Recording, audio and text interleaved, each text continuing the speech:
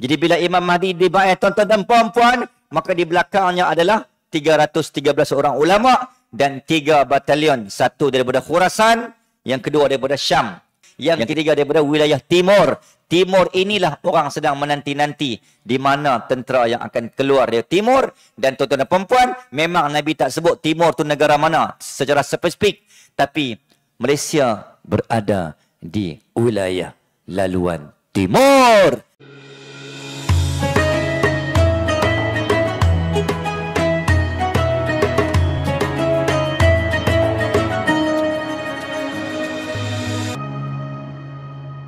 Tuan, okey.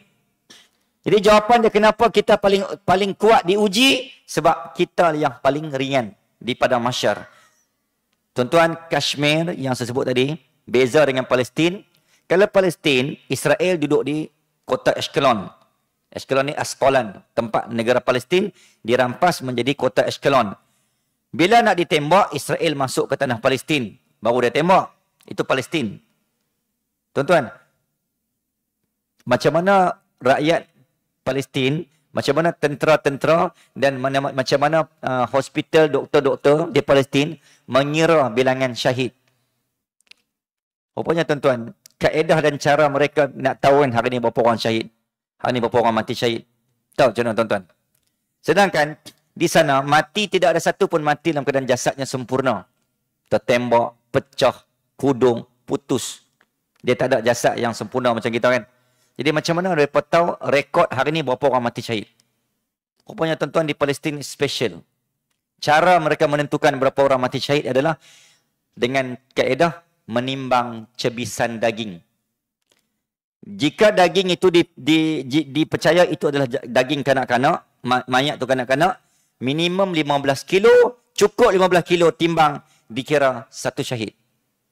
Dan cukup 50 kilo untuk jasad dewasa dikira satu syahid. Timbang kutip daging, Saudara Muhammad yang mana jumpa, cukup 15 kilo, maka dia tanda, okey hari ni seorang syahid. Timbang lagi 15 kilo, satu syahid, satu syahid, satu syahid. Itulah kiraan mereka. Sebab nak tunggu nampak jasad, memang tak jumpa lah jasad sempurna. Yang ada hanya cebisan daging. Muslimin dan muslimat, okey. Di Kashmir, tentera-tentera India, polis India ni, yang mereka nak melemahkan semangat bangsa Kashmir ni, dia duduk bersama rakyat, satu rakyat Kashmir dijaga kawal oleh 7 orang tentera. Tuan-tuan, lagi teruk daripada Palestin. Tapi kisah ni kita tak pernah ambil tahu. Memang penjajah, memang musuh Islam. Kisah-kisah macam ni jangan sampai dunia tahu. Jangan sampai rakyat bangkit. Jangan sampai orang Islam sedar. Kita pula jenis tak ambil tahu pula. Kan? Sallallahu alaihi Muhammad. Kira bangkit pagi, perut kenyang. Itu kita. Kita memikirkan hal ehwal perut kita sahaja. Sebab tu perut kita sentiasa ke hadapan. Kecuali Ustaz Manis je. Maintain slim. Okey, ya. Selingan. Okey. Tuan-tuan dan puan-puan. Jadi bila Imam Al-Mahdi nak dibayar, semalam kita sembang, kita dah bincang. Tempat yang akan berlaku di akhir zaman adalah Bukit Magnet. Di mana Allah bumi akan telan sebahagian tentera-tentera Sufiani. Jadi bila Imam Mahdi dibayar tuan-tuan dan puan-puan, maka di belakangnya adalah 313 orang ulama dan 3 batalion. Satu daripada Khurasan, yang kedua daripada Syam. Yang ketiga Syam tu apa? Jordan, Lebanon, Syria, Palestin. Sebab tu hari ni kenapa 4 negara Arab mula sedang bangkit. Daripada Al-Kataib, Hizbullah. Daripada Iraq, Hizbullah. Daripada Lebanon. Daripada Kataib ni batalion. Sallallahu alaihi Muhammad. Houthi daripada Yaman. Daripada Syria, Brigade Seraya Al-Quds sedang bercantum dan bergabung menghasilkan momentum daripada utara, selatan, timur dan barat. Mereka sedang bergabung untuk menghancurkan Tel Aviv, Israel. Baru bangkit setelah 300 hari ini dah masuk hari yang ke-370 hari. Kenapa negara ini sedang bangkit? Memang Nabi sebut dah, kamu akan tengok tentera-tentera terbaik akan datang dari 3 wilayah. Satu Khurasan Parsi, yang kedua Syam. Syam tu tadi dah 4 negara tadi. Yang ketiga daripada wilayah Timur. Timur inilah orang sedang menanti-nanti di mana tentera yang akan keluar dari Timur. Dan tuan-tuan dan perempuan, memang Nabi tak sebut Timur tu negara mana secara spesifik. Tapi Malaysia berada di wilayah laluan timur min qibalil masyriq. Maka bersiap siagalah kita juga termasuk sebagai batalion Al-Imam Al-Mahdi. Muslimin dan muslimat rahmatullah. Okey. Ketika Imam Mahdi memenangkan Arab. Cerita Arab ni panjang. Arab ni adalah bangsa yang tertua di dunia.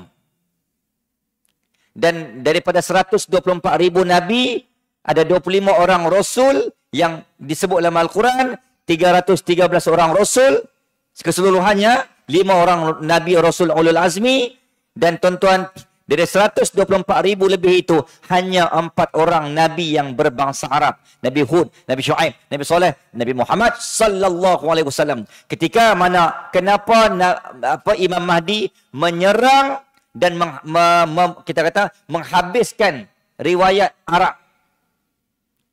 Kronologinya tuan-tuan, berlakunya peperangan terbesar Imam Mahdi yang pertama di sekitar Jazirah Arab.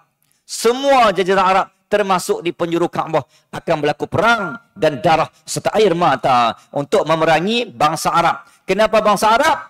Sebab hadis yang kita bacakan semalam, Imam Mahdi, Allah tidak meridai manhaj agama lain selain daripada Islam dan manhaj Ahlussunnah wal Jamaah yang ditinggalkan oleh baginda Rasulullah sallallahu alaihi wasallam, kerana di Mekah hari ini, di Mekah Madinah, di tanah Hijaz, Islam telah dicalari dan dicemari daripada agama yang suci yang telah dibawa oleh Nabi satu ketika dulu. Tuan-tuan dan puan-puan, akhirnya Imam Mahdi kena clean and clear balik Islam yang sudah tercemar dan tercalar. Kembalikan manhaj Ahlussunnah wal Jamaah di bumi Hijaz.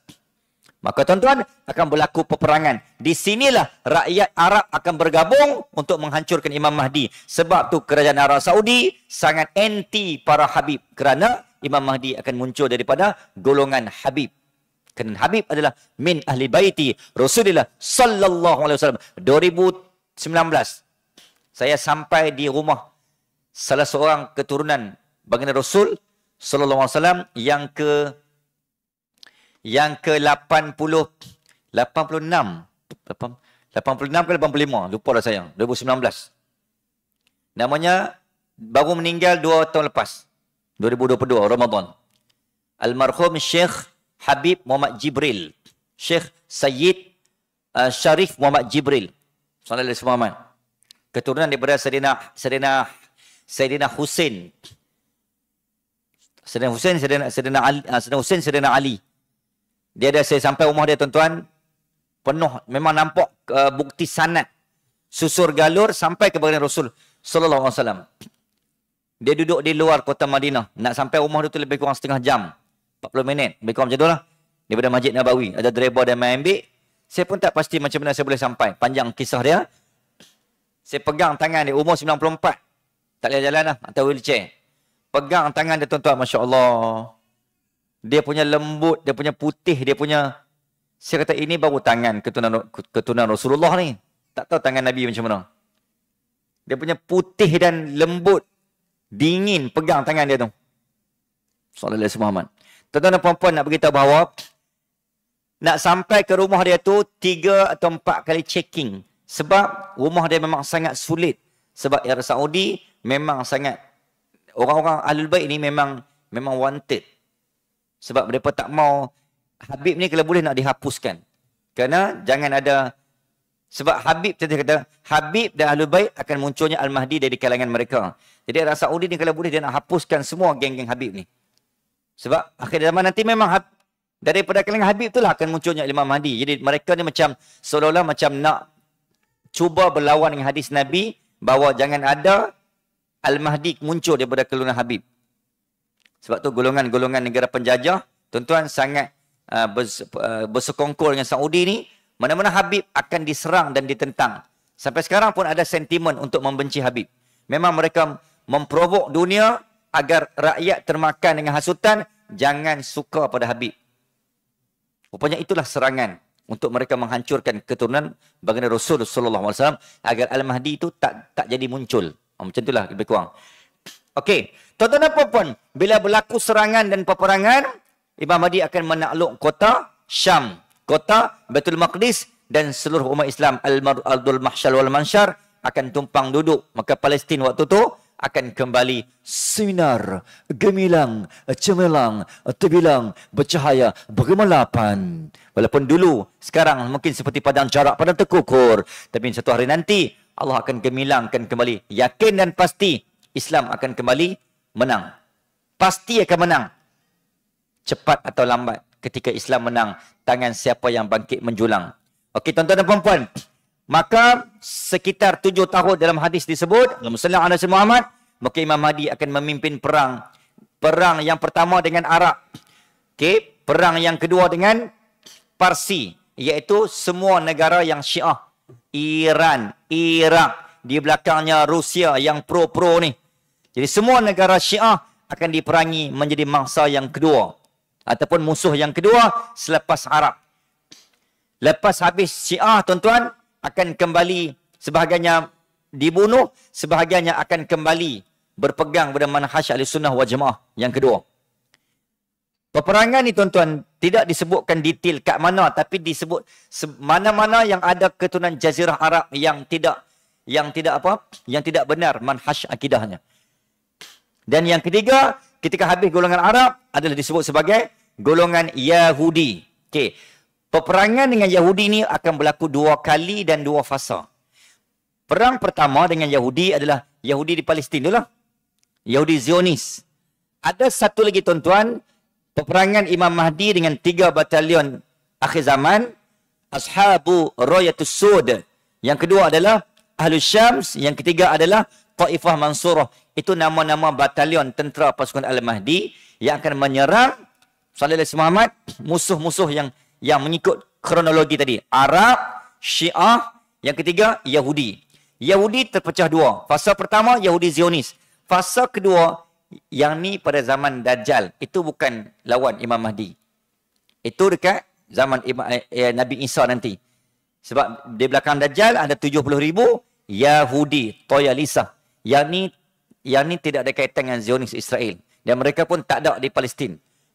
Yang ni 70,000 yang sedang menanti di Iran ataupun bumi Asbahan ataupun Isfahan yang menanti keturunan, menanti Al-Masih Ad-Dajjal. Itu cerita lain.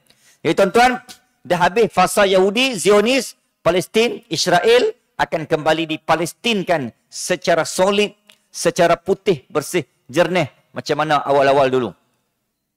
Muslimin dan muslimat, ketika berperang itulah, tuan-tuan, disebut dalam hadis, tidak ada satu pun kekuatan yang boleh mengalahkan batalan Imam Al-Mahdi. Jadi Al-Mahdi ini menjadi tentera dan pasukan tentera yang terkuat di dunia.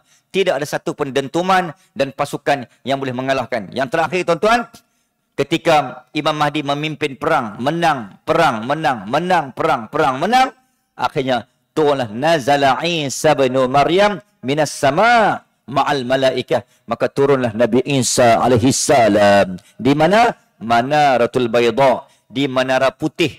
Masjid, siapa tahu masjid mana yang Imam Nabi Isa akan turun? Yang ada putih-putih bangunan dia? Ya, tidak lain dan bukan di Masjid Aminah Al-Muhairi, Petaling Jaya. Bukan, Masjid Umawi. Masjid Umawi ni kat mana? Masjid dekat Damsyik ataupun Dimash. Masjid Menara Putih. Masjid tu masih ada tersergam indah. Menaranya putih. Yang disebut dalam hadis, itulah masjid yang akan diturunkan Nabi Isa ke atasnya. Sallallahu alaihi Muhammad. Ketika itulah apa Nabi Isa buat? Nabi Isa memuliakan umat Muhammad. Kerana ketika nak solat, Imam Mahdi ditolak oleh Nabi Isa untuk memimpin imam. Sedangkan belakang dia Nabi Isa. Kan? Nabi Isa kata apa? Walaupun aku turun pada hari ini aku sebagai seorang Nabi, tapi zaman ni aku berpegang kepada ajaran Nabi Muhammad sallallahu alaihi wasallam. Maka kalian lebih utama dan aula. Itulah tanda Nabi Isa memuliakan umat Muhammad. Sampai Nabi Isa hanya memilih untuk menjadi makmum. Walaupun Imam Mahdi itu bukan Nabi. Tapi Imam Mahdi keturunan Nabi Muhammad. Maka umat Muhammad dimuliakan. Dahsyat tak dahsyat umat Muhammad ni. Sampai Nabi Isa pun menjadi makmum. Tuan-tuan dan puan-puan, jadi lokasi yang terlibat adalah di Dimash, Syria. dan berlakulah peperangan terbesar ketika itu, peperangan Malhamah Al-Kubra, ketika Islam bertarung dengan Rom. Seluruh kekuasaan dan kekuatan Rom Kristian bergabung, 12 batalion, satu batalion ada 80,000, gabung semua 12 kali dengan 80,000, 960,000 bertemu dengan pasukan Islam. Di mana? Di Dabiq A'maq, di utara Syria. Tuan-tuan kalau tengok hari ni, tempat yang saya sebutkan tadi, tempat tu seperti padang yang tak ada orang. Rupanya memang Allah dah prepare dah. Itulah peperangan akhir zaman yang terbesar berlaku di situ tanpa teknologi. Keris, besi, tombak, kayu, buluh, apa lagi? Benda-benda yang tidak melibatkan senjata, mesin, teknologi. Di situlah kita akan guna balik semua apa-apa benda yang manual, klasik punya senjata. Summa utum kama bada'tum. Kamu akan kembali kepada zaman awal-awal zaman. Jadi tuan-tuan, balik sekali lagi. Bongkar balik rumah. Keluarkan balik kacip. Bukan kacip Fatimah. Besi, buluh. Apa-apalah. Yang keris. Benda-benda yang klasik senjata dulu. Perlu simpan sebab kita akan guna balik zaman Al-Mahdi nanti. Jadi saya kira tuan-tuan, sebagai penutup dia, maka itu teknikal. Persiapan akhir zaman. Maka tuan-tuan Nabi sebut, jangan sesekali meninggalkan surah Al-Kahfi, meninggalkan doa akhir zaman. Allahumma inna na'udzubika min adzabil qabr, wa min adzabi jahannam, wa min adzabi fitnatil mahya wal mamat, wa min fitnatil masihid dajjal. Kan suratul Kahfi 10 ayat paling kurang setiap hari, setiap pagi. Sallallahu alaihi wasallam. Tuan dan puan-puan, ini antara pegangan dan persiapan kita menuju puncak akhir zaman yang sangat menggoncangkan ini. Jadi saya kira sekadar itu sahaja. Terima kasih pihak masjid atas undangan jemputan dan peluang, mudah-mudahan segala ilmu yang telah kita titipkan, yang telah kita kongsikan menjadi suluh cahaya penunjuk jalan kegelapan agar hirang dan sirnanya gelap, kembalinya terang sebelum kembali menuju Tuhan.